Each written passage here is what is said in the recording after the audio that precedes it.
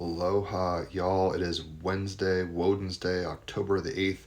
Woden's Day, named after Odin. Woden, etymologically, esoterically, it is ruled by Mercury. It is a Sun in Libra day with the moon in Taurus. The major astrology kind of going on right now. The Sun is squaring Jupiter. Mercury is opposite the moon. Mars is opposite the moon.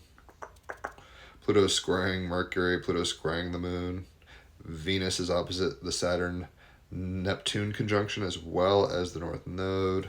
And there's a grand trine between Jupiter, Black Moon Lilith, the North Node. Saturn and Neptune are also trining Jupiter. And Pluto is trining Uranus. So I know I said a mouthful there. Hopefully that makes sense. We've pulled for the day the Six of Swords.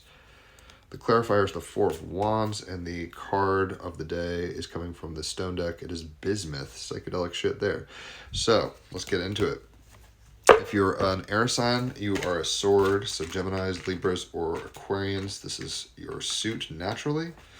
Though we all have the mind, right? Intellection, the sword. And the Six of Swords is as follows on page 132. I adventure into the great unknown. Very much Pluto and Aquarius trining Uranus and Gemini. Oh, here we go, kids. Being aware of the energy of transition, leaving the familiar behind. It's the end of the world as we know it. Going down that rabbit hole. Leaving the familiar behind, moving forward, forgiving the past, testing your ability to gain self-knowledge. I adventure into the great unknown. So much of our lives are spent trying to avoid change because to move away from what is familiar involves risk, even danger. The shadow of Sun in Libra and the Moon in Taurus is like, and Venus in Virgo is like, I just want to stay put. I don't want to do too much. I want to stay at home and keep to myself. Yet remaining where we are is not easy either. As philosopher Joseph Campbell wrote, quote, we must let go of the life we have planned so as to accept the one that is waiting for us. Some North Node and Neptune, or Pisces rather, North Node and Pisces opposite Venus and Virgo. Like we want to kind of stay at home and work on our projects, and it's like, you know what, you got to go and see the world, or something to that effect. Dream bigger. The Six of Swords indicates it's time to venture across the unknown sea. Something is awaiting your arrival. The card depicts an Indian brave sailing his kayak on the great river of life, Jupiter and Cancer. The water is golden with possibilities. He has left his home because a journey has called him. He is willing to face potential dangers in the search for meaning and answers. Mars and Mercury in Scorpio. He balances precariously, Sun in Libra, perched at the mouth of a waterfall, connecting to the vision before him of a spirit guide which breathes new life into his being. Shards of glowing rock appear to his right. Angelic patterning hovers above him, messengers from a new land. Inertia, a tendency to do nothing or to remain unchanged, often sits at the helm of any changes we want to make in our lives. It is hardwired biology trying to protect us from risk. Another ally of inertia is the false impression we need to feel good or feel positive about a change in order to move ahead. In fact, very often we are pushed by the sheer force of life circumstance. Pluto and Aquarius trining Uranus and Gemini. Many of the greatest works of art and literature have been sparked by the fire of turmoil or birthed from the dark womb of sadness. So, right, this is a heavy card, but it's like we're being born. Pinocchio's got to leave Geppetto and go follow Jiminy Cricket, or Aladdin has to leave being a homeless guy and follow the genie, or whatever, right? We're going, this is Cinderella following the fairy godmother towards the pumpkin. We've got to move our minds into a new domain in order to, in a balanced way, right? Sun and Libra, in a grounded way if we can, Venus and Virgo, but intensely towards a new direction that might feel transmutative and alchemically shifting. Mars and Mercury and Scorpio, Uranus trining Pluto, right? So it's radical shift being, we're foisted on a radical new journey. But guess what? We have guides and friends.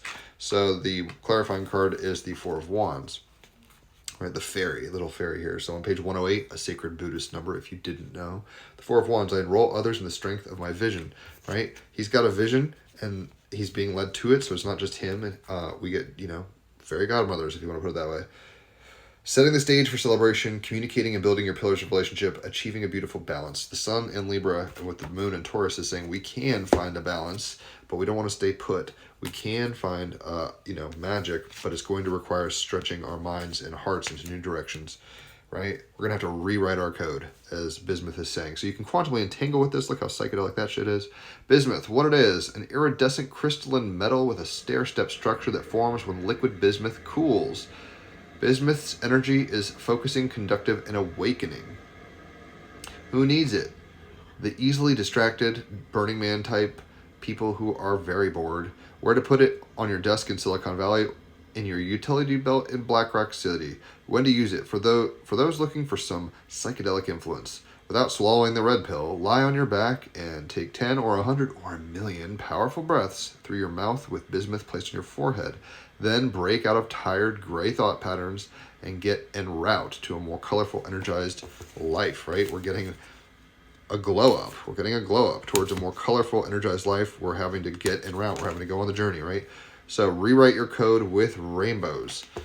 You go from child to adult. You go from innocence to experience. You initiate like a tree ring. See all these rings? You initiate into deeper turf.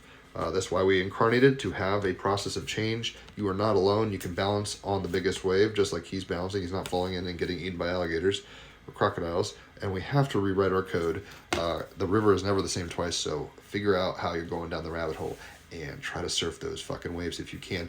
If this has resonated, leave a comment. Let's chit chat. Obviously, leave a tip if you want. There's a tip jar at the bottom with how to do that.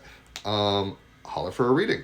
An hour of cards like this, but with a lot more cards, like 8 or 10 cards, is $50 for an hour of cards for a 3-hour reading of astrology. So you get to figure out what astrology is all about, how to read a chart, what your chart's all about, so you never really need a reading again and you become an astrologer. 3-hour tour is $150. If it is your birthday, it's half off on either or both of those. And if you refer somebody to me, you get a half off on a card reading for an hour for yourself. So plenty of ways to benefit. I'll post the most recent podcast I did in the comments. But yeah, just know that we're being initiated. It's the end of the world as we know it, but we are guided and supported. We're just going to have to rewrite our code, right? Just like the Matrix. We're going to take the red pill, but there will be Morpheuses to help us along the way, Trinities to help us along the way, etc., etc. Hopefully that made sense. Enjoy your Woden's Day. Catch you on the flip side. Adios.